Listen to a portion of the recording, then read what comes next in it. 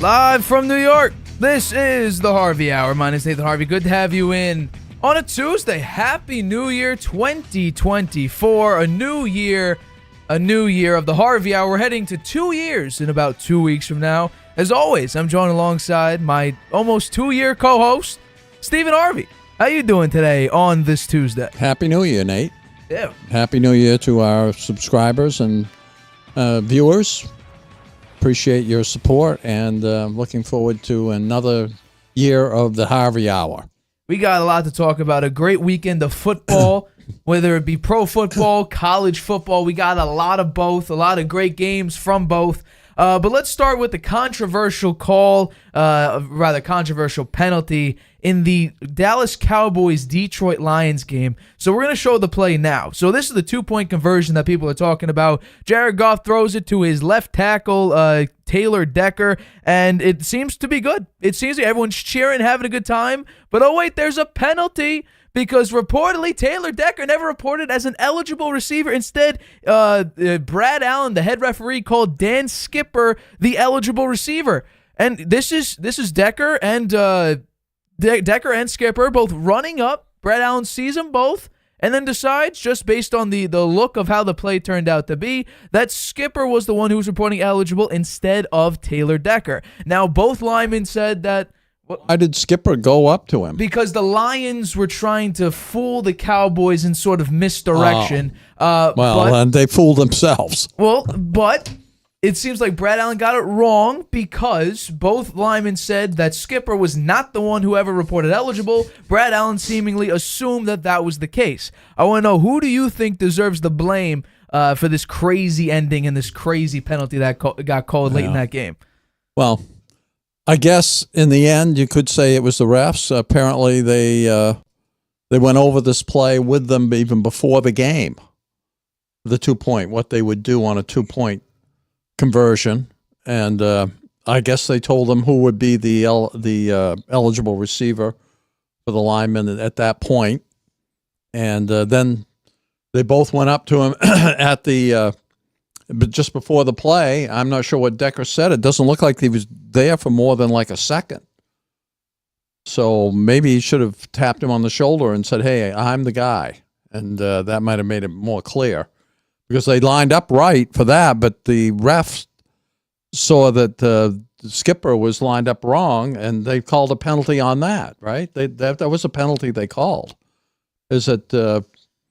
Wasn't that Decker was not the ineligible receiver. It was that Skipper was covered up, and it was an illegal formation. Well, that's what the referee for the ESPN broadcast said. You can name a bunch of penalties. I think he said there were 2 or 3 penalties on the play. It was illegal formation. It was illegal touching on Decker for being an ineligible receiver, catching the football. You could have called, like 2 penalties on that play. They decided to go with the illegal touching. But it wouldn't have mattered if Brad Allen got it right. Because Decker said that he reported eligible.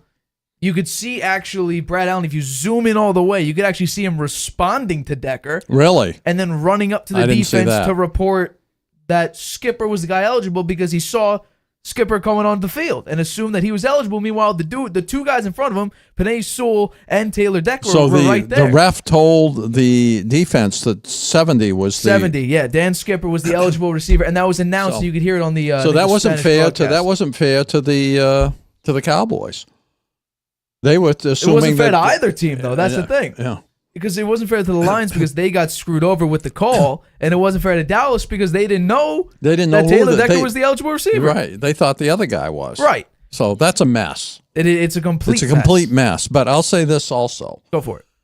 Dan Campbell's name should be changed to Dan Gamble, okay? Because he's a gambler, and he over-gambled in that game. That it shouldn't have come down to that. They were down there near the goal line in the red zone early in the game. Score 7-3.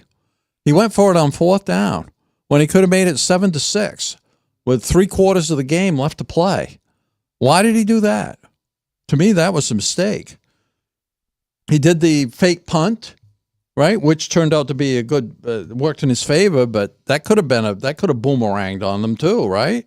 And then he did the go for 2 at with no time left in the game, right? To win 23 it. seconds, To yeah. win it. When he could have tied it.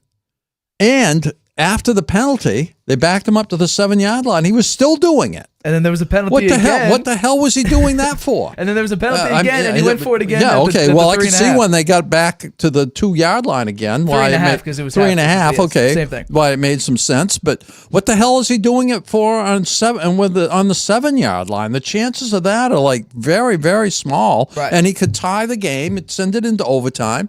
It's a really important game. Absolutely. Because you're playing for the number 1 seed. They have an there. opportunity for the 1 seed. An opportunity for the 1 seed. Now that's gone. They don't have that opportunity now. Right. So he kind of his players played very hard for him, and his decision making there. Some of the players are thinking, "What the hell is this? Why am I working so hard for this guy when he's gambling like this? When unnecessarily, Fair. They could have gone to overtime." Right? They would have had a chance to possess the ball unless the Cowboys scored a touchdown or there was a safety. Right. So why not take that? That's what I would have done. Why gamble everything like that when you're playing for the number 1 seed? I think that's a bad coaching decision from my standpoint. I'm sorry that the refs got it wrong there, but he's the one that put him in that situation with some of his play calling along the way in that game. I'll agree with you at least on the standpoint of when you got backed up to the 7-yard line. That's where I've been like, okay, this is not a good position. They were still going for it. Right. And the other thing I'll say, go for it. Okay, I'm sorry. No, you're good. The other thing I'll say, Jared Goff is their quarterback, okay? Yeah. He has somewhat regressed a little bit, kind of playing the way he did when he was with the Rams, making some poor decisions. I mean, they had even the third time they were going to try when they got back to the 3.5-yard line, right? If he'd thrown the ball well to the receiver who's throwing it to, they would have scored it again. But his pass was almost uncatchable and very low. And so he's somewhat of a little bit of a question mark the way he's been playing in the last 6 or 7 games. So I think Dan Gamble is too reckless there. He has to take all these factors into consideration. Right. And he should have kicked the extra point there, I think. And it never should have got to that point. They should have been ahead by 2. Who knows what else might have happened in the game, right? But if they kicked that field goal, then they would have been ahead by 2 if everything else panned out the way it did the rest of the game. So it wouldn't even come down to that. So I don't know if anybody said anything about all of that. But to me, it's really relevant. And if I were the players, I'd be a little upset with him. Well, I'll say this. The fans, too. No, I definitely think the fans are very, very upset. But I think if Brad Allen, and by the way, Brad Allen is on national TV this upcoming week.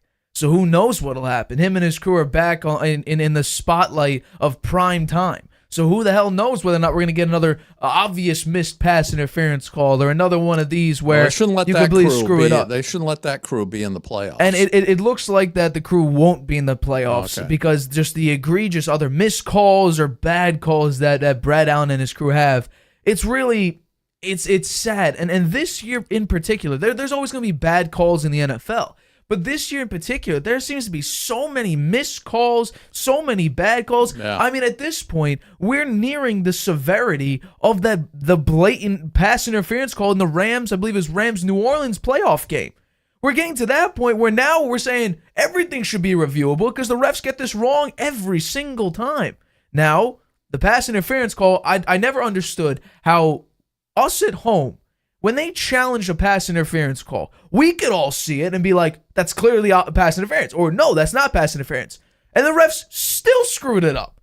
So I could never understand that point. And then they took it out because there was no point at that point because the refs kept getting it wrong. When it comes to this game, Jared Goff did not play very well. He played very, very poorly. He hasn't played well. He hasn't played that well in quite a few games in the second half of the season. I'll say this. The Lions defense, very, very poor. CeeDee Lamb had 65% of Dak Prescott's passing yards. He had 227 yards, 1 touchdown on 13 catches. Yeah, double him maybe? Triple him? He's the only guy doing significant damage to you. And what I thought the Lions would do and what I talked about on Friday, they did exactly that. The Lions ran 31 times for 125 yards and a touchdown, 4 yards a carry. They tried to run the ball because they saw how effective the Bills were in running the football, and they thought, let's try to do that. We have two very, very capable backs. David Montgomery, he's having a pretty good season so far, and then Jahmyr Gibbs is probably our most explosive back that we have. Let's try to run the ball down their throats and see if it has any sort of success. And then when that kind of worked, but they couldn't sustain it because they fell back a little bit and they couldn't keep up with Dallas's pace, they said, let's let Jared Goff make the plays. And he threw two very, very bad interceptions. And then he had an opportunity, and for some reason, somehow, all of a sudden, the offense sparked thanks to Sam Laporta on that last drive before the two-point conversion. And then the two-point conversion goes, and I still think, and I'm going to agree with you when it comes to this, when you had it on the 2 and the refs screwed it up, I think that's when Dan Campbell got too much of his, amped up energy and said, you know what, you screwed us over, watch this, I'm going to try for the 7 like it didn't even matter. Poor decision making. And that's where I think they should have kicked the extra point. Let his emotions get the better of him, right? He could have tied the game, playing for a very important, it's a very important game, playing for the number 1 seed. You have an opportunity to get the ball in overtime as long as the Cowboys, you might win the toss and you get the ball first. Right. Then you go down, score a touchdown, and the game's over. Right. So I don't understand it. I really don't. I think he was gambling too much, and his name should be changed now. Dan Gamble. Well, I hope that name sticks and you keep calling that because that is a very, very good name. But when it comes to plays like this, going for it on 2 at the 7-yard line, that's Brandon Staley level of aggression. And last time I checked, Brandon Staley is no longer a head coach right now. That and plays like that are plays that get you fired or get you ridiculed heavily. Now in this case, but here's where I'm going to push back a little bit.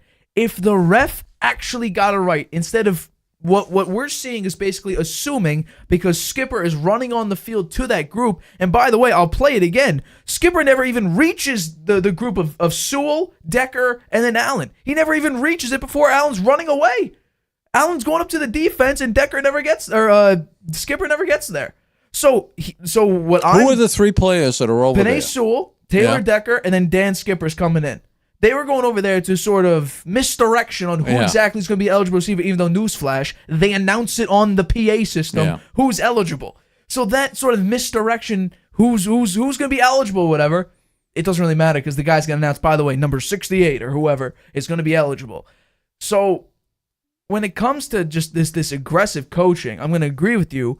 But like I said, where I'm going to push back is, if Brad Allen just got it right, and then instead of what I'm seeing is assuming that 70 is going to be the eligible receiver, when 68 saying report, the game's over basically. Lions go up by 1. Dallas needs to go down in 23 seconds to score, at least a field goal. Now, do I think with the amount of poor defense that they played that the Cowboys had an opportunity, especially with Aubrey, their kicker, being able to kick 60-yard field goals with perfection? He's still 100% on the year with kicks. So maybe they still would have lost, but they should have been up at that point in the game if the refs got it right. This is where we get into another people thing who are very upset with you, refs. Nate. Sure. What would the analytics say? There's all kinds of analytics these days that measure whether you should go for it on 4th down, whether you should kick a field goal, whether you should try for 2. All of that stuff is out there, right? There's lots of analytics out there. The game has become much more analytical in all sports. Maybe not so much basketball, but in baseball, it's very analytical now. Football is much more analytics involved.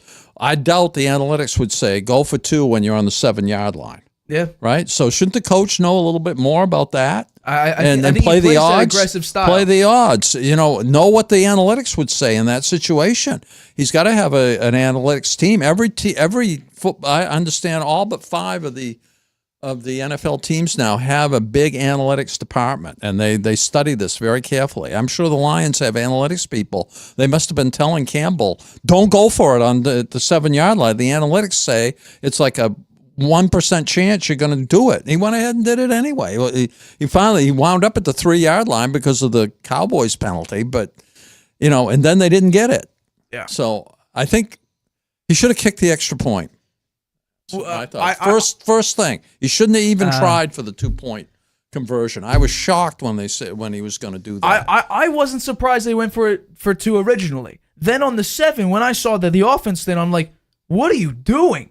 And even when they went for it on too early in the game, I said to nobody, I'm just, narrating the game on my own time. I said, this game is about scoring points. This isn't about flash. This is about you go down, you score. Just get the points. Don't go for the flash. Don't go for the, oh my God, we went for it on fourth down and we scored.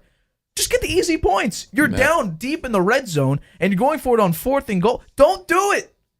Because this game, the way the Cowboys play, they are very up and they're very down. And I thought this game, like I mentioned, I thought this game would be lower scoring compared to the 40 points a game that the Cowboys normally score at home. Yeah. I said it would be 28-24. Now, they scored 20 points, but I didn't love this. I didn't like the fact that they went for it so early. The punt, I can understand you need some juice there. It's risky. That's risky. They did it in their own territory. Right. Come on. I just think that was they're lucky they got it, okay? I don't think the analytics would say you fake a punt in your own territory when you're down 7-3 early in the game. Right. The analytics say that they would say punt the ball. Well, normally it's like 4th and 3, you always go for it or something like that. And now here's the thing, you talk about, embracing analytics. Now every broadcast has the little the little animation that comes up and says 4th and 3, go, or whatever the case may be. On a bunch. I think ESPN has it, I think NBC has it. Amazon is big on the analytics. Like they even have a third stream about that AWS analytics or whatever, the next gen stats analytics. So this game is becoming much more analytical, and Brandon Staley is a victim of that. Dan Campbell, he's kind of become a victim to that. Dan Gamble. Yeah. He's becoming a victim of that. Yeah. The other thing I'd say, football is becoming a bigger and bigger thing in this country, and these games are becoming more and more important. You got to be a winner or you're out, right? If you don't win, you get fired. We have maybe the greatest coach in NFL history may be fired after next week because he didn't win, right? Yeah. So winning is everything here. So they after that Saints-Rams game, didn't they put a rule in that you could challenge? You could challenge a pass interference or the lack of a pass interference call. Yeah, but they took it away, right? They took it away, I think, the next year.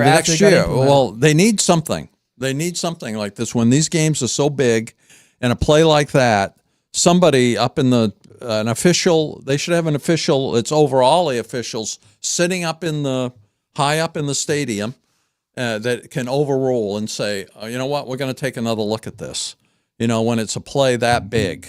And I don't know how you make a judgment about that. Maybe after 2 minutes in the game is within a certain point amount, and there's a very questionable call that they say, okay, let's wait a minute. Let's take time and take a look at this. Again, it all happens very fast. I think the refs have generally done a pretty poor job this year, but it's tough, right? These plays happen just like that. Right. So it's hard and we get the benefit of seeing a replay in slow motion 4 or 5 times. Right. Then it's easy for us to say whether it was right or wrong. They see it just like that. So I say there's very little time left. It's within 3-4 points, within one score, and a play like that happens. A play like that happens. It makes the difference in the game, and it's questionable that there be a review of it. That there be another review of it outside of the ref that looks at the little screen, right? Yeah, no, I think that would be interesting. It's just that I don't know if the NFL would do it because if the ref screws it up. Because think about it. It's not going to slow the game down. They're all worried about the game being too long now. They don't stop the clock when you go out of bounds anymore, except under 3 minutes, I think.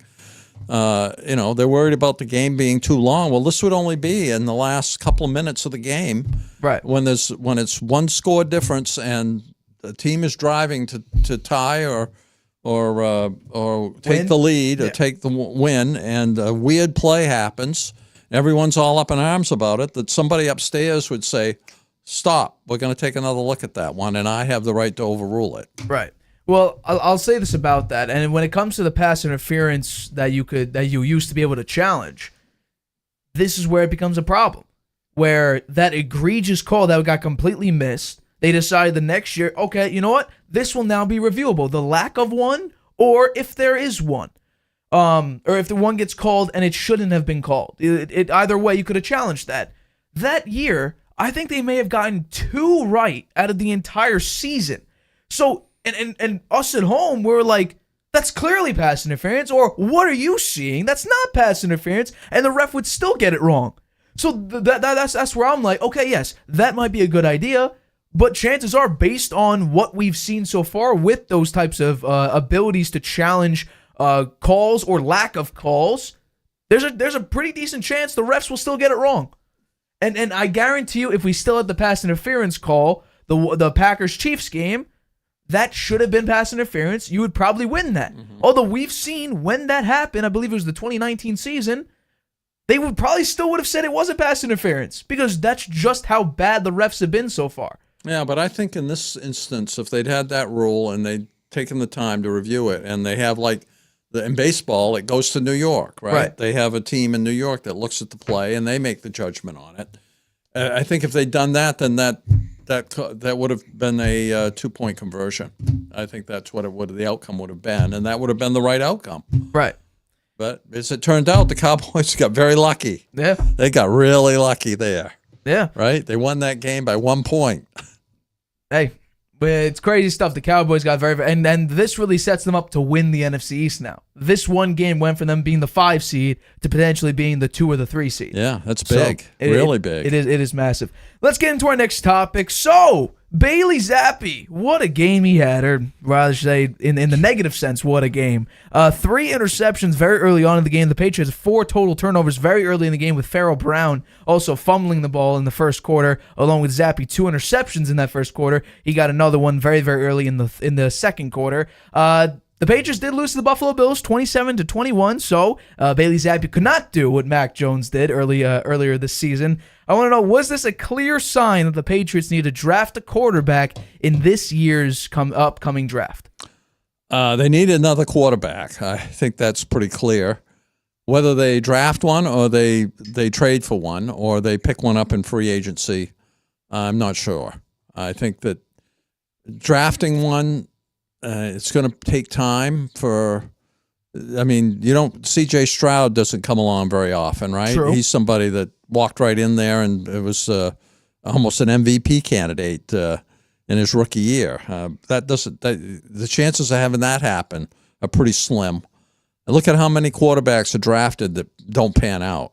Many of them, the majority of them, right, don't pan out.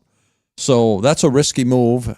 I guess it doesn't hurt to draft. You've got a high draft pick, and it looks like there's a good quarterback there. I don't see how it hurts to draft one. You may still go out and get a free agent or trade for a quarterback to go along with it. But I don't think Mac Jones clearly Mac Jones had done with him. Bailey Zappe'd, whether he could be the backup or not, remains to be seen. But I think the Patriots, the last 2 games, the first play has been a disaster for them, right? Zappe'd dropped back to pass in the last week's game, and he tried to throw it, and they got batted up in the, I don't know, a fumble. It was a fumble, right? Yeah, fumble, first play of the game. First play of the game. They managed to escape without a score there somehow, but it was right down there again. The same thing happens the second one. Why didn't they just have him hand off on the first play? Well, this is the first interception here. So Zappe'd drops back, looks, and just bounces up right into the arms of a defensive lineman. Yeah. So it's bad. And this is the second interception, which I'm playing right now. This one's just that bad. One's bad. This one's just bad. Stepped right in front of it and intercepted it. And this one, I think, is a miscommunication between Zappe'd and Rager. I mean, this was just... That's pretty bad, Rasul too. Douglas returns this all the way back for a pick 6. I mean, yeah. So the Patriots did not have a good day whatsoever. But I'll say this, they did have an opportunity to come back. They just couldn't complete the comeback. Yeah, well, whatsoever. You know what? In addition to 3 interceptions in less than 2 quarters of the game, the field goal kicker returned to his former Chad Ryland, is the way he's played all season, and missed 2 field goals that would have been 6 points that would have tied the game. So the Patriots can't win there. The Ryland, he's gone for sure. You think after 1 year, Belichick drafted him in the 4th round? Yeah, he's gonna give up. That was like a mistake. Absolutely, obvious mistake. The guy is not ready to play NFL football. They should have hung on to Nick Folk He's having a pretty good somebody year. could hit a. I mean, he can't kick the really long field goal anymore, but inside the 40-yard line, he's money. Struggling. Well, he's no. money. Oh, what? Are you talking about Nick Folk or Yeah, Ryland? Nick Folk. Okay, I thought you were talking about Chad Ryland. Chad Ryland. I was going to say, because Chad Ryland. I mean, the one he kicked for the winner last week, you got to say it was luck that he hit that one, because he's just barely made more than 50% of his field goals this year. 62.5%. Ridiculous. Terrible. 62.5%. I mean, you got to be making 85% of your field goals. You want to be in the NFL, be considered a good kicker. And he's had plenty of time now. I mean, he's all the way into next to the last game of the season. To miss those 2 field goals, unacceptable. Yeah. Well, this was a good feeling for me, because I think the Zappe'd hype is near zero. At least it should be, because I know from just looking at this season, if Mac Jones had the same half Bailey Zappe'd did in this game, he would have been benched. But because Belichick is Belichick, he wouldn't have put Mac Jones in. Should he have? Maybe. Or at least put in the third string quarterback. I forget who they have. O'Rourke. Yeah. I never heard of him. I completely forgot about him. But Bill O'Brien didn't even know who he was too when he got signed. I think when he was asked, "Do you know who O'Rourke is?" He's like, "Yeah, I just met him in the hallway." So I think Zappe'd should have gotten benched. But also this, I'll say this about this game. The Patriots now have the third pick in the draft.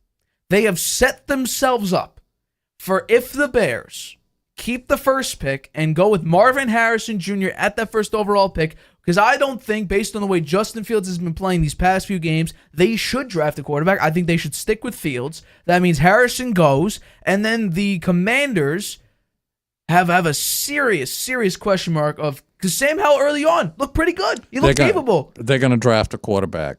And so they'll probably go out and get Caleb Williams. They'll probably get Caleb Williams. So the Patriots now have an option of drafting Drake May. I don't think so.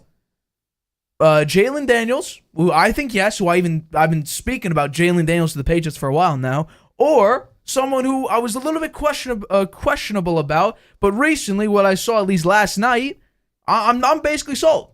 Michael Penix. I think Jaden Daniels and Penix should be your 1 and your 2 option if you're the New England Patriots. For all I know, Jaden Daniels could go above Caleb Williams to the Commanders. And then if Caleb Williams is right there, take him. I'm more than satisfied with having him on my team.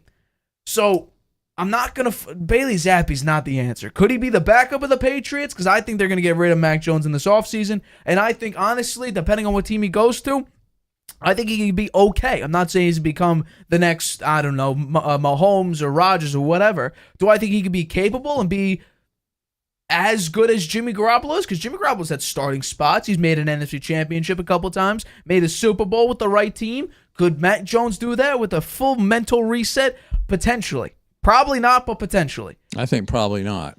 But I do think the Patriots need a quarterback. Mac Jones has never been the same after he got hurt. Right. Remember when he hurt? Yeah, no. He's been gun shy. That's what I've been saying. He's been gun shy after that. He jumps around in the pocket after he gets back there for more than a second. Right. And I think he's gun shy. I think he's afraid to get hurt again. Yeah. I don't know if it's because he doesn't want to get hurt for the team. I don't know if it's because he just doesn't want to feel pain again. I don't know what it is, but I can understand this is what I've been saying. Getting slammed by a 300-pound guy is probably not much fun. Right. But that's your job. Right. You play quarterback in the National Football League. This is a collision sport, which is a step above a contact sport. So I think, no, Bailey Zappe's not the answer. So people who are saying if Bailey Zappe had talent, he'd be, a great starting quarterback. No, and this game showed it. I give him credit for, after 3 interceptions, he did hang in there. And if it wasn't for the terrible field position that they had the whole game, they had terrible field position. And then on the last drive when they could have gone down and won the game, right? They were behind by 6. Could have gone down, scored a touchdown, and kicked the extra point that would have won the game. They started on the 3-yard line. Right. And that happened to them multiple times in that game. They had terrible field position the whole game. Right. So, they had a lot of, I don't know, they have not been lucky this year at all. They have no luck. It's fair. At all. And this game, field position-wise, 0 luck. They really had no luck at all there. I will argue this, though. While it's not 90, what was you saying, on the 3-yard line, they didn't go 97 yards. Mac Jones did go 75 yards when they played the Bills last time. Yeah. And I think we got to take a look at that drive again. I don't have it up, but just look at that drive. He was making throws. Now, just based on how the season was turning out, did I hold my breath every time he released the ball waiting for it to be picked off? Yeah, of course I did. And were one or two throws that he made, especially one to Demario Douglas late in that game, down near the red zone. Did I hold my breath on that one? Absolutely, just based on how the season has panned out. But he led a very good drive, 8 plays, 75 yards in under 2 minutes to go and score that touchdown. Yeah. Bailey Zappi can't do that. Mac Jones has showed in a couple games over his career that he could go down and play very well. And then we have situations where it's not his fault that he loses a game. In a number of these games, it wasn't his fault. The Washington game, Juju Smith-Schuster couldn't catch. We had Devontae Parker with the drop of the century. We have the Eagles game, no offensive line. And besides, I can understand turnovers. That's early in the game. And Mac Jones had a career game in that game. The defense couldn't hold up. And besides, Kayshon Boutte as well doesn't know how to toe tap in bounds, which basically got him in Belichick's doghouse in week 1. The Dolphins game, no offensive line protection. The last drive, I think it was Devontae Parker who was about to break free to his right. And then the Cowboys-Saints game, those are just impossible. I can't even defend that. Wow. And then at this point, the Patriots are bad. I think this is bittersweet. A loss always hurts. If you're rooting for a team and they lose, it always hurts. But this is sweet because they move up in the draft. I'm more focused on the future here. And a lot of people are like, how can you root against your team? Because I know they're bad. These wins don't mean anything at this point. Well, I think that I hear what you're saying, and I don't disagree with it, but I will say it's more bitter for the main reason is it's one more nail in Belichick's coffin, right, that they're going to fire him. And I think personally that would be a mistake. Despite all his idiosyncrasies and his ego and all of that, he has won 6 Super Bowls. Yes. Okay? And most of these games this year, with only a handful, less than a handful of them, have been one-score losses. And the game on Sunday was 6-point loss. They had the ball with enough time to drive down the field and score, and they could have won the game. But they started at the 3-yard line, and their offensive line, their receivers, their quarterback. They don't have what it takes. They don't have an offense that is good enough to make that happen. That's the issue. They need to get their offensive line fixed. That would make a big difference. At least then they might be able to run the ball a little bit better. Well, it also hurts the fact that you don't have Stevenson out there. You have Ezekiel Elliott as your starting back, and I think he's more complimentary than he is prime, or at least the starting back, the feature back. I'd give him. You know what? I would bring him back next year. As would I. I think he's been more than efficient. He's been more than efficient. Absolutely. If they have both Stevenson and Zeke, they're all set with the running backs, I think. And Kevin Harris he played okay too. It's been shocking how he breaks off a couple times for maybe a first down and a little bit more. He has these little bit of little sparks here and there. But is he a starting back? No. I think he's that third string running back that if like what he is now, the starting running back gets hurt, the backup becomes a starter, and then Harris would be the guy to back up that backup who now becomes a starter. So this team is bad. I'm happy that they're finally in the third draft spot because I really think the Bears should draft a wide receiver or an offensive lineman. You're probably not going to get it at number 1. The Commanders are going to take Caleb Williams. They'll probably take Caleb Williams, and then the Patriots will be in prime position to pick either Drake May, Daniels, Bo Nix, Penix. You have a lot of choices there. Is J.J. McCarthy a senior? The people are projecting him in this draft. We're going to talk about it later. Don't love him. I don't love J.J. McCarthy. I just played pretty well last night. He played well. I mean, he had 3 touchdown passes, 250 yards from a different angle. We'll talk about it later. Okay. I think it's going to be a good discussion. I do want to talk about this game, though, before we head to break, and that's the Ravens-Dolphins game. So what a game from Lamar Jackson. An absolutely phenomenal performance. A lot of people saying he doesn't have the stats to be an MVP. Well, how about this? Against the Dolphins, who were hopefully trying to be the number 1 seed in the AFC, Lamar decides to be literally perfect. A perfect passer rating of 158.3, 321 yards yards on 3 incompletions and 5 touchdowns. What a game. He also ran 6 times for 35 yards. So we talk about stats. How about that game? A lot of people actually had the Dolphins upsetting the Ravens because of the emotional roller coaster of Christmas, which was the Ravens 49ers game. And boy, did the Ravens bounce back with an answer of a total of 56 points. It was absolutely incredible. Lamar is the MVP. I would agree with you. Down. And the odds actually back that up. He now moves to minus 20,000. Minus 20,000. He is basically he's the MVP right now. Crown him right now. What I find shocking is that Christian McCaffrey moves down 4 spots to number 5, and there are 3 spots to number 5, and then Brock Purdy moves up to the number 3 spot. Dak Prescott, I don't know if I would have moved him from off into second place after a very, very close win over the Detroit Lions. I don't know if I would do that, but it looks like based on those odds, Lamar is probably the MVP. I'm surprised that Josh Allen is number 4. He played crap yesterday. I think it was 50% completion percentage. I mean, he had 2 touchdowns, but they were 1 yards, and they were the play where they pick him up and throw him into the end zone. Brotherly shove. Yeah. So I don't know why he's number 4. He didn't play well yesterday. Right. So I want to. Did this game say more about the Ravens or more about the Dolphins? That's a hard question. I already knew what I thought about the Dolphins, that they're really not that good, right? They don't beat the really good teams. I think it said what it said about the Raven is, hey, guess what? We're a Super Bowl contender. And that's what I've thought about them for a while now. I thought that they could get themselves to the Super Bowl. They got to have a ton of confidence now, right? I mean, they beat the Cowboys pretty badly, and they demolished the Dolphins. The Dolphins supposedly have a super duper offense. Well, it didn't show up. Didn't show up yesterday, and their defense is a sieve, right? 56 points allowed.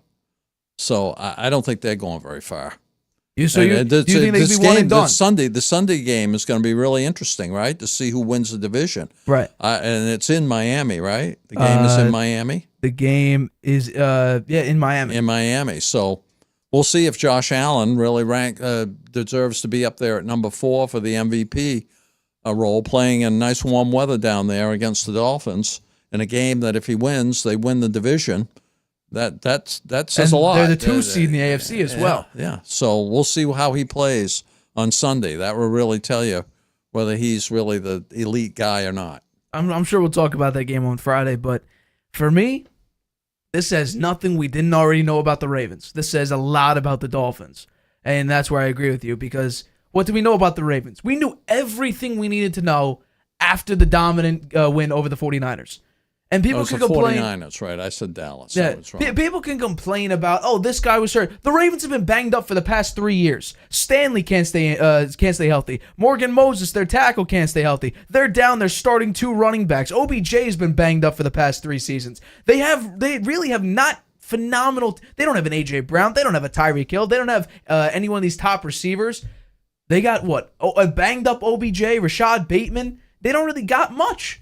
They really don't have much. And yet, what can Lamar do? This is why Lamar deserves to be now minus 20,000 in the MVP odds. And that's just because this game showed us what we need to know about the Ravens, that a lot of the doubters maybe didn't know or refused to know. And that's just this Ravens team is probably, now that we saw them beat up on the 49ers, the most dominant team in the NFL. Their defense this season has been absolutely incredible. And I mentioned this early on in the season. I said, this defense is putting up numbers and putting pressure on teams like the 2000s Ravens defense did. They're right now totally 4th total defense in the league. They're number 1 in points allowed. They don't allow any points. The actual number that they give up is 16.4 points. A little bit more than 2 total touchdowns while scoring the 2nd most points in the league at 29.6. Nearly doubling the amount of points that they give up. So this team is absolutely incredible when it comes to offense and on defense. Lamar deserves the MVP, and the main reason I think is they brought in an offensive coordinator that could give him a well-thought-out passing game, and he embraced it, and look how well he's done with it. He's got some decent receivers. I don't think they're all world. I mean, I wouldn't call them all world. They don't have an A.J. Brown or a Jamar Chase. They don't have any of that. No, they have OBJ, who is kind of running on one wheel there a little bit because he's had 2 ACLs. Right. And they have Trey Flowers, who was a good Flowers. rookie. Was it Zay Flowers? Zay Flowers, sorry. He's 5'9". He's flying all over the field. He's on my fantasy team. He's good. I said earlier on the year, and we saw this in the preseason. They were building something there. The culture-wise, they were embracing whatever was going on there, whatever they were trying to build there. We now see the product of that. It's incredible what they've done. Yeah. Zay Flowers is definitely a star. See what they would be now if they have Mark Andrews out there now? And that's what I said before the 49er game. It was they were 5.5-point favorites. I said this should be like a 2.5-point. This should be maybe 2.5 for the 49ers instead of 5.5 because they didn't have their starting tight end. And Mark Andrews and Lamar Jackson have that connection, a very, very close-knit connection there. Can you imagine what they'd be with him back out there now? I mean, they would. It'd be incredible. Would have been a 75-point. I don't know. Hey, they brought in Snoop Huntley. He even scored a touchdown in this game as well. Yeah. 6 passing touchdowns total for the Ravens. They could have brought in Malik Cunningham, maybe. I'm sure he would have done something as well because the Dolphins couldn't stop anybody. Yeah, their defense is. I don't think that. I'd be surprised if they win a playoff game.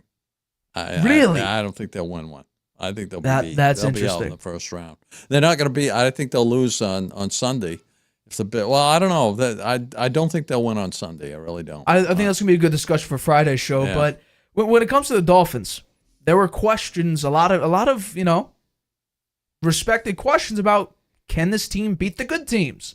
When they went out and then they decided, you know what, we're going to try to beat a very, very good team, and then they ended up really not doing that well throughout the season. They lost to the Chiefs, I believe it was in Germany. Then they go up against the Bills earlier on in the year, and they got absolutely smoked by the Bills. But then they go beat up on like the Panthers and the Giants and the Broncos, all teams that were pretty bad. But then you go up against like the Cowboys, they barely beat on a field goal. But then you go up against the Ravens, who are a well-established, proper team, and they're like, no, like the Ravens are here, the Dolphins are like down here. And people are saying, oh, is it because Tyreek Hill? No, I just don't think that this offense against a very, very good pass rush. Waddle wasn't in there either. Waddle, but it's not all about offense. I mean, they scored 19 points, okay, but it's their defense that's terrible. 56 points given up. Yeah. Their defense has got to be ranked pretty low now after that performance. Not that much. They're currently 9th in total defense. Really? They're 12th in passing defense, 7th in rushing. But however, they're 21st in points allowed. Not good. Yeah. They give up a total of 23.1 points a game. So they're about a touchdown separation between how many points they score and how many they give up. So the margin of error is not that big. So if Tua is a half step back, this whole team is maybe 3 steps back because this defense cannot keep up if the offense becomes lackluster. And that's what happened. Tua couldn't get anything done. He didn't have a particularly good game. Well, he had 2 touchdowns, 2 picks. Part of that is the Ravens' defense. They have a very good defense. Right. The pass rush is incredible. I mean, this team, we didn't talk about our Super Bowl pick, and I'm sure we will, after next week when the Super wild card weekend comes around again. I think the Ravens would probably be my Super Bowl pick because, like I've mentioned, if you go down the AFC, and now this is reinforced now, I thought Miami, maybe we'll see how they play. So let's go through the playoff team, shall we? Let's start with the AFC East. Miami, we just saw they can't beat the really good and steady teams. Buffalo, up and down and up and down. Yeah, they've been pretty up in the last 5 or 6 games. They have momentum, but I still think if Mac Jones was in there, I think the Patriots could have won. Really? Because Mac Jones ain't going to throw 3 turnovers. We saw how he played against the Bills. I'm not so sure about that. We saw how he already played against the Bills. Well, that was one game. I think that How about this? A competent quarterback, a legitimate starting quarterback. Well, he didn't have when he's in there, the offense averaged under 20 points a game, and since Zappe'd's been in there, they've scored at least 20 points every game. I'll argue this. The running game also you could argue that well. the defense is the thing that let them down, right? That last drive. You could, right? But you also only gave up. They didn't get the ball back. There was still time to get the ball back, and they couldn't get out. They couldn't get off the field. Okay, They couldn't get the Buffalo off the field. I have this. I won't say up and down. I'll just say Josh Allen is turnover prone. Will you give me that at least? Yes. Turnover prone. Let's go with Jacksonville. They don't have a great offensive line. Their defense is definitely suspect. I don't think they're going anywhere. Trevor Lawrence, now a couple injuries. He's been really banged up. He's been banged up as well. Indianapolis. I don't think Gardner Minshew is going to take you very, very far. They're not going to take you that far. They've been a great story, but they're not going to go very far. Kansas City. I don't trust them for the life of me. I think if they go up against a Cleveland or a Baltimore or even a Buffalo, I think they lose. I don't think they have the talent. I don't think they have the consistency. Mahomes is getting very frustrated. Travis Kelce's not the Travis Kelce we've seen for the past 3 years. Would you? You know why? Because they don't have to cover the wide receivers. Right. They can double Travis Kelce, take him out of the game because the other receivers are so inconsistent, drop so many passes, make so many boneheaded mistakes that the other teams know we can single cover these guys. We'll concentrate on Kelce. That's why he hasn't had so many catches. Right. So I would say that they're not a Super Bowl team in my eyes. I agree. I don't think so. And then we get to the interesting team, Cleveland. I don't know what to make of them because we have a 38-year-old quarterback. They lost their starting running back. Their defense has remained pretty consistent. And the offense, Amari Cooper, David Njoku, not bad at all. I really think, and maybe, I'm just blinded by how good, recency bias, whatever the case may be. I think the two most consistent teams in the AFC are Baltimore and Cleveland. And they're both in the same division. Mm-hmm. So when I take a look at this, right, I would have put Miami at the second best in the AFC. After Sunday's performance, I'm now moving Cleveland up. I'm moving Cleveland to number 2 in the AFC because I said that Cleveland's probably the third best team in the AFC. I'm moving them up one spot. But Baltimore is head and shoulders above any other team in the AFC. Most consistent, most dominant, whatever the case may be. Yeah, I think that it's either the Ravens or the Browns that make it to the Super Bowl. You think Joe Flacco? I really think so because the reason, and I'm not a Cleveland fan by any stretch, as you know from my comments in them. I think their front office and all of that, it's been a disaster for so long. They made a smart move here picking up Joe Flacco. He has won a Super Bowl. He's played in a lot of playoff games. He can throw that deep ball very well. He's got the wide receivers that can catch it out there, and they have a fantastic defense. So the Ravens have a fantastic defense too. So I really think they're the two best teams. I think the Ravens make it there, but I think the Browns, I don't know how the lineup goes, whether they play before they got to the conference championship or not, depending on the seeds. If the Browns wind up the number 2 seed, then they would have to meet in the conference final, right? I think. I'm looking up the playoff picture right now. So right now, Ravens are 1, Dolphins are 2, Chiefs are 3, Browns are number 5. Those are the only secured spots because the Jaguars, they're technically the number 4 seed. Indy could overtake them, but right now the Jaguars are number 4. Bills are 6. Well, Colts maybe are 7. the Browns can't get to number 2, right? Because they wouldn't win the division. It's Correct. going to be a division winner that has it, right? Correct. So it's either going to be the Dolphins or the Bills in number 2, probably. Right. Probably. Yeah. I would say it's going to be the. We'll talk about that on Friday, but so the Browns could be the best they can do is number 5. Number 5, which I'm going to say right now they basically have that secured. Okay, so that means that. Is there a chance that the Browns and the Ravens could meet before they get to the conference championship? No. Okay, no, so because the Ravens have played the lowest seed. I'm going to go out on a limb and say that's the conference championship. Browns Ravens conference championship. I think you name the other teams. The other teams are weak. That's what the other teams are weak. Maybe the Bills. Maybe the Bills can get there. I don't know. I mean, they played so up and down all year, and Josh Allen's so turnover prone. Right. If he gets all hyped up and his emotions get the better of him, he turns the ball over right and left. So if they get into the playoff game and that happens to him, then I would say their chances of going very far. And they haven't gone that far in the last couple of years anyway, right? Yeah. They didn't make it to the conference final last year. Well, they almost lost to the Skylar Thompson and the Dolphins, and then they got crushed by Joe Burrow and the Bengals. Yeah. So we'll see. Yeah, we will see. We're going to take a break now, but coming up, we talk about the Sugar Bowl and the Rose Bowl results. Michigan and Washington, spoiler alert, they're moving on to the national championship coming this weekend, so we'll talk about that. And also, we have some baseball. Chris Sale on the move. We'll talk about that right after this. Whether you're just discovering your voice or taking your show to the next level, you know what the world needs to hear. All you have to do is say it. With Spotify, set up your podcast. Your food podcast. Your mindfulness podcast. Your never thought you'd get this far podcast. And watch those sparks fly. I put a picture of the comment. Drop the episode anywhere people listen. And find out who they're cooking with. Where they're finding inner balance. And why they love your show. You're already a creator. Now you can create, connect, and get paid for your passion with one single free tool. Spotify for podcasters. Talk where the world listens.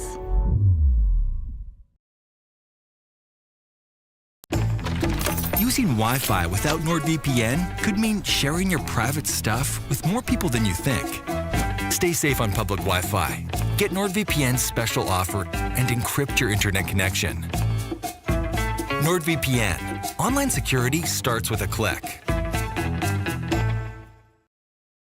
Welcome back to the Harvey Hour. My name's Nathan Harvey. Good to have you in on a Tuesday. Happy New Year. We are running straight into 2024 on a high note. As always, I'm joined alongside my dad, Stephen Harvey. Let's get into our next topic, which is the Michigan Wolverines are moving on to the national championship after beating Alabama in overtime. J.J. McCarthy, not a bad game whatsoever. 221 yards, three touchdowns, I should say. While Jalen Milroe, 116 yards, no touchdowns. Alabama almost narrowly beats Michigan on a last-ditch effort in overtime. Milroe ran into his offensive line to seal the win for Michigan. I want to know, did Michigan prove that they were the best team in college football?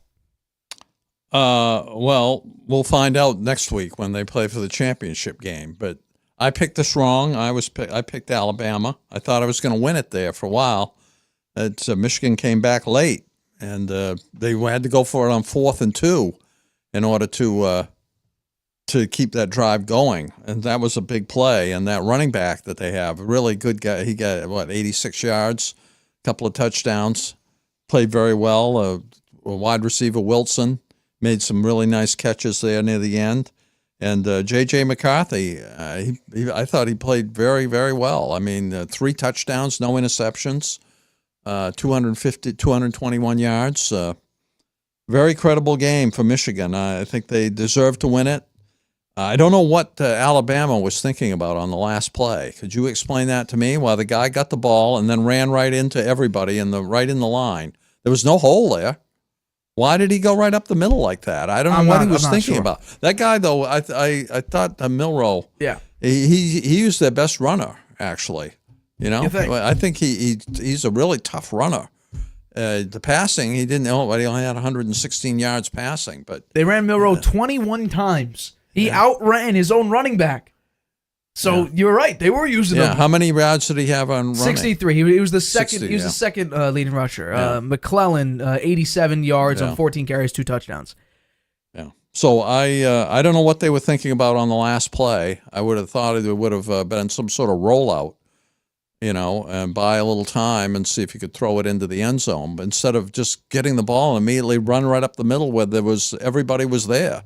Right. He had no chance at all to score. So I don't know if there was any analysis after the game about that play and what they were thinking about there, but I was surprised by it. It was really kind of disappointing that that's what they came up with for the last play after they took, 4 or 5 timeouts, it seemed like, to get ready for it. Right? First, Michigan took a timeout, then Alabama took a timeout. Alabama took another timeout. It was, I don't know what they would, maybe they shouldn't have done that. Maybe it just got into the guy's head too much and he didn't know what to do and he ran right up the middle there. Yeah. So for me, I wasn't very impressed with J.J. McCarthy. And I kind of haven't been all year because I really think if we're talking about system quarterback, I think J.J. McCarthy is the definition of a system quarterback because I think he'll go however far Blake Corum goes. Because Corum was running up and down the field, 19 carries, 83 yards, and a touchdown. And throughout this entire game, it was surprising just how nervous McCarthy looked. He didn't look really all that poised in the pocket. I was not very impressed with how, this Michigan offense played. I will say this, though. They led a pretty good last-minute drive at the very, very end of the game. I'll give them that. They came back. They were down. They got behind, and they came back. Right. And they tied it. And so when it comes to this, I'm not impressed with McCarthy. I don't think he's a first-round quarterback. I think he'll probably go mid-second round, maybe early second round, but I don't think he's a first-round quarterback whatsoever. I was more impressed with Alabama's defense, breaking through that offensive line, causing pressure, causing J.J. McCarthy to maybe second-guess some of his passes, and really shutting down what this season has been a dominant Michigan offense. But Milroe didn't look that great. Like I said, 116 yards, no touchdowns, no picks. The fact that Alabama, and also say this, special teams, even with Michigan, even in the Washington game, what's with the muff punts? Seriously, special teams has been like, generally special teams isn't as hard as offense or defense. Muff punts, don't love that. Really don't love that, but I believe Michigan's punt returner was like a first-time punt returner, so maybe I'll give him the benefit of the doubt. He almost blew the game. Almost completely blew the game. I mean, within a yard. It was that was amazing. I don't know what they my had jaw him up almost dropped when I saw that because I was like, this is how I'm gonna lose. I picked Michigan, and this is how I'm gonna take the L on a muff punt on the one, and then fortunately Michigan was able to pull out the win. I'm not impressed with Michigan with the way Washington played against Sark's Texas Longhorns. I'm really questioning whether or not Michigan can win the national championship. We'll talk about it on Friday. But based on this performance, I'm not impressed whatsoever. I don't think J.J. McCarthy is a first-round quarterback. I think Blake Corum is a phenomenal running back. I think he's going to go pretty high, either late first round or early second round. I think a team who needs a running back will pick him up. Could he be the Gibbs of last year's draft? Not sure. I don't think he's a Bijan Robinson where they're going to draft him in the top 10, but I do think he's going to be a more than capable running back in the NFL. I think he'll be an early second-round pick. Roman Wilson, 4 catches, 73 yards, and a touchdown. He had a pretty good game. So Michigan got it done when they needed to. I'll say this. This is not really, that big. I don't like college overtime. Don't like it. And then eventually they'll move up, and then they'll be on the 2, and you got to score. I don't like that. I'm not a big fan of that. I'm more a fan of the NFL where it's basically like another quarter where you play. Yeah. First one to score a touchdown and or get a safety, you win. After that first one, it's sudden death. Whoever scores, and you win. I like that much better than college overtime, but that is what it is. So Alabama couldn't get it done. Michigan pulled this out slightly. I think they underperformed from where they're at. However, I'll say this. This is the positive thing about Michigan. This sign-stealing thing with Jim Harbaugh, can we put that to bed now? He just showed against Nick Saban, who's been the king of college football, that, it didn't really matter. Michigan outcoached them eventually outplayed them. It was over. So I think we need to put the Jim Harbaugh sign-stealing thing, put it to bed, please. Let's talk about that other game, though. Washington and Texas. Washington, the number 2 seed, able to get the win over number 3 Texas in a 37-31 ball game. Quinn Ewers was trying to make a play, the final play of the game to win it. A little bit overthrown. The defender was able to knock it out of the receiver's hands to put the game away and send Washington to the national championship to face up against number 1 seeded Michigan. I want to know, were you surprised how well Washington was able to play against Sark's coaching and the Texas Longhorns team? Yeah, a little bit, I think. Although I think that Penix is quite a good quarterback, and he played well last night. It's a pretty high-scoring game. I think the thing that Washington's to look out for is, 45 seconds left, and Texas has the ball way back there, right? They almost won the game. And so Washington's defense, a little suspect there at the end. And some of the plays that Texas made to get down there, so they had 4 shots at the end zone. And I think Washington was lucky there at the end. They were close. There were 15 seconds left. They were right down there. They had 3 shots at the end, 4 shots at the end zone there. And, they're lucky they won. Very lucky they won. I'll say this. You mentioned the defense late in that game. The only reason why Texas had a shot was because Washington got a penalty called on them. That stopped the clock. That's why even Texas had a shot, was because that Washington played dumb football late in the game. And then Quinn Ewers had a beautiful throw to the right side to move them down the field. He was making plays very, very late in that game. But overall, I was very impressed with the way Michael Penix played. Extremely impressed. For me, I was a little bit questioned because, late in the year, there were some close games that they're able to pull out late. I'll give them credit. They did beat Bo Nix in Oregon late in the season. I thought that was a very, very impressive win. But Penix, 430 yards, 2 touchdowns, no picks, a QBR of 97.7. He played phenomenally. But they have a good offensive line. They have, we're talking about NFL offensive line. We're talking about NFL tier receivers. Washington is a very, very good team. So maybe, will that translate to the NFL? I'm not too sure, but I do think Penix is probably the 4th best quarterback or the 3rd best quarterback in this draft. Now, I think personally for me, Drake May is too much of a gunslinger for him to be put over maybe Jaden Daniels and Michael Penix. So maybe I demote Drake May. I do appreciate the amount of arm strength that kid possesses, but I don't love his decision making. That's what problem. I think Caleb Williams is 1. I'd probably put Jaden Daniels at 2. Michael Penix, I think, could go 3. This game, I was impressed. I think we both picked Texas to win. No, I think you picked Washington to win. That's right. I picked Texas to win. Did I? I thought I... No. I picked Texas. Right, no, yeah. I was wrong on both games. We both picked Texas. You picked Alabama. That was the only one where we differed on. A lot of people wanted Arch Manning to come in there. And he was getting a lot of the hype pregame as well. Will we see Arch Manning be in this game?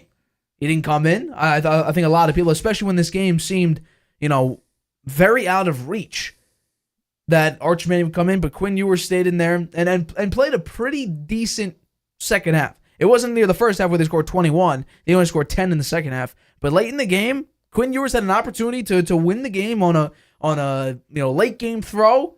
I think instead of throwing it up and to the right, sort of try to back shoulder it, I think it should have been more of a comebacker where you hit him in the chest and he tries to turn to maybe dive for the end zone. I think that could have been a better play call instead of throwing it over his head. Those plays, when they were throwing for the touchdown there, they were throwing it right to the back of the end zone or right on the edge there. They weren't very good passes, I must say. They were very low percentage chance you're going to catch it. Why not throw it in the middle of the end zone somewhere? Try to get it in there. I mean, he was right out on the edge. All those throws. I thought that there were poor play calling there. Well, even to start that drive too, it was like 2 straight horrible throws, overthrows, too much left, too much right. I was like, oh no. And then all of a sudden we had that incredible deep shot to the right side. Yeah. And I'm like, okay, Texas has a shot here. And then they kept inching closer and closer and closer. And then we had the few shots to the end zone. 1 to the left, that was an overthrow. We had 2 to the right. 1 that I think he tried to throw into triple coverage. It was over his head, if I'm not mistaken. And then we had the last throw, which was a beautifully played ball on defense. You batted away. But I think instead of going high, you got to bring that to his chest. It makes it a little bit more difficult for the defender to try to block it away instead of trying to throw it over his head and make like a Randy Moss or a Jerry Rice type of a catch. Well, again, these plays happen just like that, so right. It's pretty hard. So, I don't say it's easy at all. And so Texas, unfortunately for us, since we picked them, they don't move on. But hey, Michael Penix, phenomenal performance, 29 of 38. He played a hell of a game. And I think his draft stock is definitely rising. It was already pretty high. I think it only gets higher from here on out. And if he beats Michigan, oh boy, we're talking like maybe fighting for the number 1 spot. Maybe. We'll have to see how the game, if he crushes Michigan and has a similar performance of this game, we're going to hear a lot of things about Michael Penix maybe being the number 1 pick. You think so? If he crushes, Michigan's the best team in college football.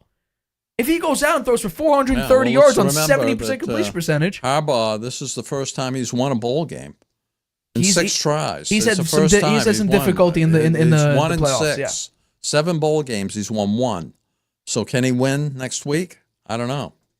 I think if Washington disrupts the passing game like they did with Texas, I would not be surprised if Washington wins. because I don't think J.J. McCarthy is the type of guy who's going to go down, start slinging the ball, go 350 and 3 touchdowns, no picks. I can't see him do that. I think they're very reliant on the Blake Corum, hand the ball off, create some play action, and let J.J. McCarthy throw for like 200 yards and a couple touchdowns. We'll have to wait and see, though. We'll talk about it on Friday when we preview that game. But let's get into our final topic. We're talking some baseball. Now, I don't know how many topics of baseball we've ever had on this show. It's been very, very few. Normally, it's more of that late topic where we just have a minor discussion. But this one's pretty big because it has to do with Red Sox ace, or I think former ace now, Chris Sale. Chris Sale got traded to the Atlanta Braves for infield prospect Vaugh Grissom, who is he's turning 23 in 3 days. Very, very young player. He played a total, I thought I had it up here. I think he played a total of maybe 50 or so games in the MLB so far. I want to know, what's your reaction to Chris Sale being traded, and did the Red Sox make the right move in moving off of pitcher Chris Sale? Yeah, I think so. I think they made the right choice. Chris Sale is probably going to be hurt. He's going to get hurt. He's very injury prone these days. He's fragile. I don't think he makes it through a whole season. He's had trouble with his dead arm and running out of gas and getting hurt. I just think that there was time for him to move on to another team. I mean, I would have thought maybe they'd get a little more than this guy from him. I never heard of Vaugh Grissom. Is he a really high how is he ranked in terms of he was the Braves' #1 prospect. Oh yeah, okay. So what position in the infield does he play? He plays both shortstop and second base. I see. Here's my problem with the trade. They don't need hitting. They don't need infielders. They move them around They move around every single game. It basically Arroyo, who is in there. Then you have Trevor Story. How about let's bring Kike Hernandez to play second base? Let's bring in they move second base around a bunch of times. They don't need infield. What they need is pitching. And I'm going to show you why they need pitching. These are their pitching numbers from last season. They were bottom 10 or bottom 5 in basically everything besides strikeouts. They were dead in the middle of strikeouts. Uh-huh. Bottom 10 or bottom 5 in basically every statistical category that you have with pitching. Any major statistical category. 4.52. That's 20th in the league. Yeah. Or, I'm sorry, 21st in the league. 21st in runs allowed. 24th in hits allowed. 208 home runs. 24th in the league for home runs allowed. 15th in strikeouts and 20th in win-loss percentage. They don't need infield. Now, we could talk about how the fact that they've never had a secure second baseman, and this would be the perfect opportunity to have Vaugh Grissom, who, by the way, last season he only played 23 games. He's played 64 total games. But in the 23 games he played with Atlanta last season, he batted .280 with 0 home runs, 1 triple, 3 doubles, and 21 hits. He batted .280 in 23 games. Yeah. In his career, he's batting .287. That's pretty good. With 5 homers, he had that 1 triple and 62 hits. Yeah, that's he not bad. had 27 total RBIs in his career. And is he a good defensive player? I mean, that's what the Red Sox need, and their infield is terrible. The defense is awful. I mean, that's something that I don't know what they're going to do. They have, they've lost, what's his name? Justin Turner. Right. He's a pretty good. He was pretty good defensively. And the second baseman, I don't know, that's a revolving door. That's what I'm saying, yeah. Right? The shortstop, who's going to play shortstop for them? Trevor Story will be back, so probably him. Yeah, he's probably okay. And then, what's his name? At third base, he's horrible. Devers is he's not horrible. He had a down He's year a liability. He's a liability defensively. I'm sorry. Okay. He should go to being a DH, I think. I think they should move him to DH. Then, according to this, you have Pablo Reyes to back him up at third base. I don't think you're going to put Pablo Reyes in the starting lineup. But then you have left field, you have Masataka Pablo Reyes Yoshida. played pretty well last year. He was the second baseman for a while. He had a decent streak where he played pretty well. Masataka Yoshida in left field, I thought he had a great rookie season. He had a good year. Your favorite player, Jaron Duran in center field. He had a good year last season. He got hurt at the end there. Right. But compared to that first, the early year of, oh my God, he was terrible. And then you had him in the outfield after playing shortstop. He had a very good year last year. Right. And then you have Tyler O'Neill, their new player in right field, Tristan Casas at first base. Connor Wong, they got catcher and second base they got to improve on. because you decide to let Vasquez go to the Astros. Maybe Vaugh Grissom is the guy for second base. He's currently the starting second baseman, and then your DH would be Yoshida or Story. But you got to get better pitchers, please. So who plays short if Story is the DH? Well, then you would probably move stuff around. You would have Ref Snyder move into the outfield, and then you move Yoshida as DH. Ref Snyder is not an everyday player. Right, He's a utility guy. No, you would probably, your starting lineup would be Yoshida, Duran, O'Neal in the outfield, then Devers, Story, Grissom, Casas in the infield, and then Wong would be your catcher. That would be your starting lineup per se. But, I mean, the starting pitchers. I think Devers ought to go to be the DH because he made so many errors last year. He's had a very, very difficult time with fielding. And then sometimes he throws the ball all over the place. Once he fields it, he throws it into the stands. I mean, he's a defensive liability. I'm sorry. Well, for somebody that's making that kind of money, you got a $300 million contract. To have somebody that's got an iron glove and accuracy throwing the ball isn't very good. I question that. They didn't move him to DH, I think. Well, first base. Maybe they move him over to first base. Costas had a great year. Yeah, he maybe he for becomes the year. DH. Maybe he could be the DH. I'll say this though. This is why the Red Sox, I almost said Patriots. The Red Sox need pitching, whether it's relievers or whether it's starters. Ready to hear this? Lucas Giolito, who last year had a 4.68 ERA, or 4.88 ERA. He went 8-15 last season. Not great. The next one, Brian Bello. He didn't have a terrible season. No, he was okay. Nick Pivetta. If you talk about inconsistency, Pivetta would be the picture you see right next to that definition in a dictionary. He's going to be the number 3 He's starter. the number Cutter Crawford. You don't love him. No. Tanner Houck, who should be a closer or at least a reliever, a setup guy. He's your number 5, and then your number 6 would be Brandon Walter. Your relief pitchers: Chris Martin, Garrett Whitlock, Schreiber, Winkowski, Greg Weissert, and then Bernardino, who they used him very ineffectively. You'd bring him in early in the game for like 1 1/3 innings, take him out, and then choke. In that 1 1/3 inning, he might have 2-3 strikeouts and then pitch pretty well. And then your closer obviously is Kenley Jansen. If that's their lineup and those are their pitchers and that's what they're going to go with, then I predict last place again. That's what I'm saying, because you need pitching. And also, Alex Cora, I think he should have been fired at the end of the last season. Completely agree with you. And so he'll be out there again having, people playing third base, second base, pitching. Any player can play anywhere in his lineup. It's crazy what he does out there. I think that, I don't know, his magic is long since gone. I think they should have replaced him at the end of this year. I predict if that's the lineup they're going to have, last place again. And I'm going to agree with you because look at how much the Yankees have strengthened themselves. You got Juan Soto, you got Rodon healthy now. You got pieces there. Yeah. Judge is coming back healthy. Yeah. Stanton, he's up and down normally, but he's still Giancarlo Stanton. He could smack it 500 feet if he wants to. So, I don't know. I think the Red Sox definitely have a better pitching staff than the Red Sox. Absolutely. You got 2 aces on your lineup now. The Red Sox have had a terrible pitching staff for a number of years now. They don't get it. You got to have some decent pitching. Good pitching beats good hitting. They thought Corey Kluber would be the answer last season. He's gone. They got rid of him. As they should. He was horrible. He had like a 7 ERA. Mm-hmm. Is Schreiber, is he still with them? Yeah, he's there. According to this, I'm on Yahoo Sports. Their relievers pitchers maybe okay. But you need starters. You can't. Yeah, I know. You can't the send a reliever to start. Go out there, although that's what they did with Tanner Houck. Throw 90 pitches in 3 innings. It's really pretty bad. Very bad. I actually think Pivetta did okay last year as long as he wasn't a starter. Right. Bringing him in certain situations and letting him be the long reliever, I think that worked out better for him than when he knows he's going to pitch. Some days he's good, some days he's horrible. Right. So, when it comes to Chris Sale, you need to get off him eventually because he definitely was not worth the contract you were paying him. You got, 5 years, $145 million contract, all of it guaranteed, and he was pitching 2 games a year, if even that. Yeah. I was at a game, I think it may have been his first game back. He was playing at Yankee Stadium. I think in the 2nd or 3rd inning, a comebacker, and he breaks his pinky or fractures his pinky out for the rest of the season.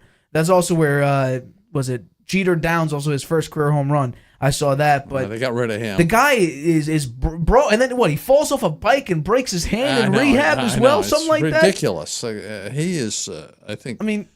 I like Chris Sale okay, but I think his time with the Red Sox was up. 100%. Moving him along. 100% agree. Good idea. Whether Vaugh Grissom is the answer or not, we'll see. Well, he's an infielder. Yeah. Their hitting was not a problem. They were, I think, 6th in home runs. I think they were maybe 5th or 6th in batting average. The fact that Justin Turner doesn't want to come back says a lot about the Red Sox. It does. Yeah. It says a lot about Alex Cora, too. Should have been fired. I agree with you. And the fact that he stays, they did fire the GM, which was expected because the past 3 GMs have lasted this new GM 4 years in total. Doesn't seem to get it on the pitching side, right? They never do. Yeah. They never do. So we'll have to wait and see. I expect the Red Sox again to be in last place. I have no idea. No idea if the Yankees, with the amount they have, will once again be disappointments. I do think Toronto does take a step backwards. I do think. I think also the Rays. Glasnow's gone. Margot's gone. How about Baltimore? I mean, were they a flash in the pan, or are they going to be good? I think they had the best farm system in the MLB. I think they maintain that status quo into next season. Now, will they win over 100 games again? I don't know. But will they win the AL East? Probably. I would expect them to. Still got a ways to go before we even get to spring training. We do. We have, 3 months to go? I'm not optimistic about the Red Sox. And I don't think you should be. What'd I say? Didn't I say that they wouldn't win 70 games or something very early on? They won 78, so I was pretty close. It was like the first 5 games of the year. I walked up to you and said, there's no way this team's winning 70 games. Because every single win early in the season was walk-off, because the pitching would give up 8 runs a game. And you need like Yoshida or Story or Duvall to smack it out of the park.